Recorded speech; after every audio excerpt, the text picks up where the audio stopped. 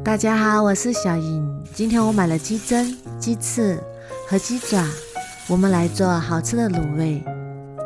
首先把鸡爪的指甲剪下来，然后倒入温水，把它清洗一下。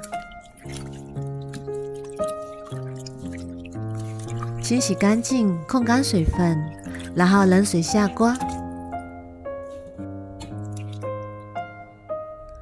再加入姜片和料酒去腥，然后大火烧开，然后另起一锅，把水烧开，加一勺盐，鸡蛋不容易破碎，然后下入适量的鸡蛋，开水下入鸡蛋更容易去皮，然后盖上盖子，转小火煮5分钟。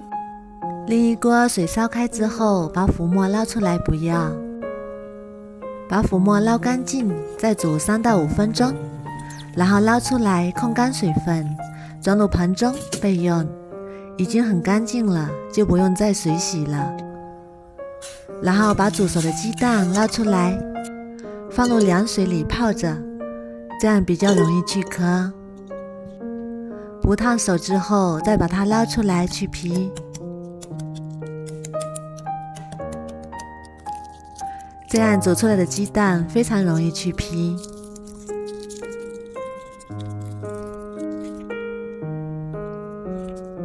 去皮之后装入盘中备用。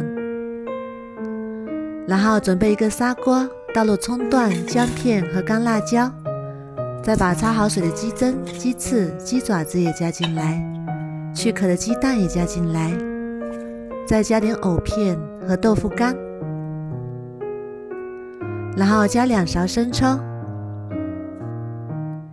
，1勺老抽，然后加入1勺料酒，1大勺盐，1勺黄豆酱，1勺豆瓣酱，半勺蚝油，再加几粒冰糖，然后倒入500毫升啤酒，啤酒能去腥增香，再倒入清水没过食材，然后加一个5香卤料包，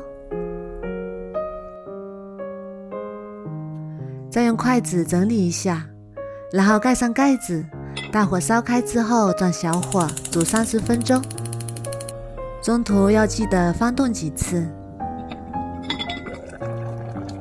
哇，好香啊！一道懒人版卤味就做好啦。泡在汤汁里，泡2到3个小时，味道更好。豆腐干非常的入味，放凉了之后更加的劲道好吃。鸡翅也是非常的入味咸香。